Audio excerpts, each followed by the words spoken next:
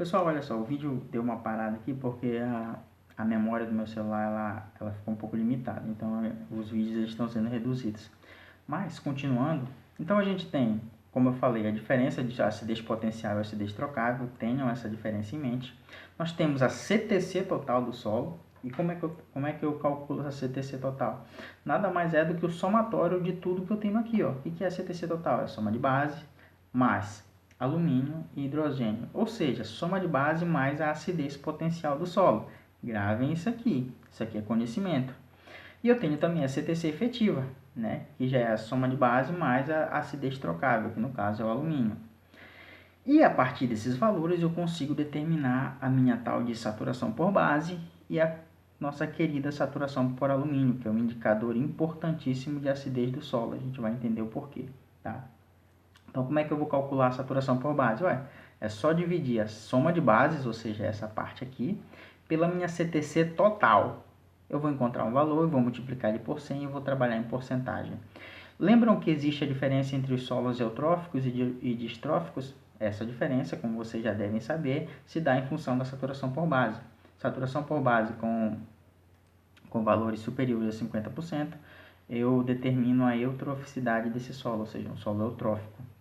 E com saturação por base menor do que 50%, eu tenho um solo distrófico, tá certo? Então, soma de bases dividido pela CTC total vezes 100. E eu tenho também a saturação por alumínio, ou seja, a porcentagem de alumínio que eu tenho na minha CTC. E o que é essa saturação por alumínio? Você vai calcular dessa forma aqui, ó. Então, o teor de alumínio, ou seja, a acidez trocável do solo, dividido pela minha CTC efetiva, cuidado, pela CTC efetiva, vezes também multiplicado por 100. Então, essas aqui são as fórmulas básicas que você tem que entender. Pessoal, isso daqui eu passei um pouco rápido porque é uma disciplina, é um assunto que vocês já devem ter visto ou verão com mais detalhes na fertilidade do solo. Mas é importante que a gente tenha essa lembrança, né? Tipo, relembre sobre esses pontos aqui. Então, o que eu quero que vocês entendam isso e como calcular, como trabalhar com esses fatores aqui, tá? Bom, como exercício também, façam esse cálculo, tá? De tudo. Treinem esses cálculos aqui de soma de base, de saturação por base, saturação por alumínio, com esses valores que a gente tem aqui nesse slide, tá ok? Então isso serve já também como treinamento. Pessoal, e aqui a gente começa a ir para a parte prática que um agrônomo precisa ter para trabalhar com a fertilidade do solo. E aqui, ó, a gente vai ver como identificar se existe o excesso ou a falta de nutriente em determinado solo para determinada cultura.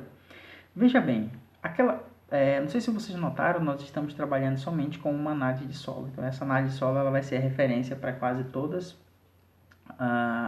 os nossos exemplos que nós falaremos aqui nessa aula. Gente, olha só. Eu tenho meus valores de cálcio, magnésio, potássio, alumínio, né, acidez potencial, eu tenho aqui enxofre e fósforo também. E eu peguei como um exemplo, né, um artigo que foi publicado na Revista Brasileira de Ciência do Solo. Eu coloquei o link, eu vou mandar essa aula para vocês, vocês podem ler esse artigo aqui, esse é o link do artigo, onde ele fala da extração e exportação de nutrientes por variedades de cana-de-açúcar cultivada sob irrigação plena. O que é isso?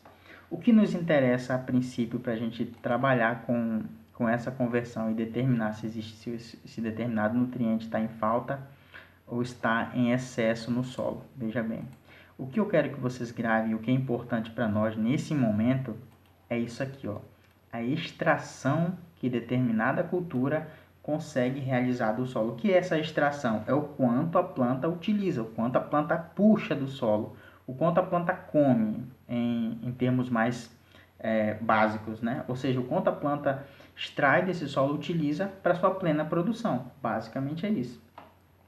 Então aqui, ó, existem, na verdade, eu trouxe esse artigo aqui como exemplo, mas existem vários boletins que são bem mais específicos em determinada cultura. Ou seja, todas as culturas hoje em dia já têm valores de extração tabelado.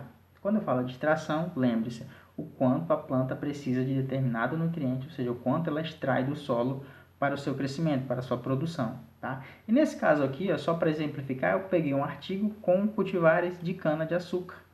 E a gente vai perceber que essa extração ela varia tanto de espécie como também em variedades, né? Cultivares e variedades de determinada espécie. Então, o que eu quero que, que vocês entendam a princípio? Primeiro, entender o que é essa extração, é o quanto a planta precisa de determinado nutriente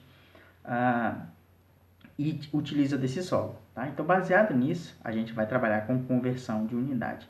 Todos os boletins trabalham extração em quilos por hectare, tá? Quilos por hectare. Lembrando que aqui, ó, a gente está com milimol por decímetro cúbico, mas vocês já sabem converter isso para quilos por hectare, tá? Então vamos lá. Essa aqui é uma tabela, pessoal, não sei se ficou legal essa tabela, mas então, pessoal, essa tabela aqui para esse vídeo parece que ela não vai ficar tão boa. Mas vocês vão acompanhar essa aula com o slide que eu vou mandar para vocês, tá bom? Vai ficar bem mais tranquilo. Mas veja bem, o que eu quero que vocês olhem, isso daqui é a tabela desse mesmo artigo que fala, olha aqui, das cultivares, das variedades, no caso de cana-de-açúcar, existem várias variedades aqui, ó, tá? E aqui, ó, a gente tem a extração e exportação, mas o que interessa pra gente é essa extração. Pessoal, eu vou ter que fazer um outro vídeo, tá? Porque tá acabando aqui. Vou retomar nessa tabela, sem problema.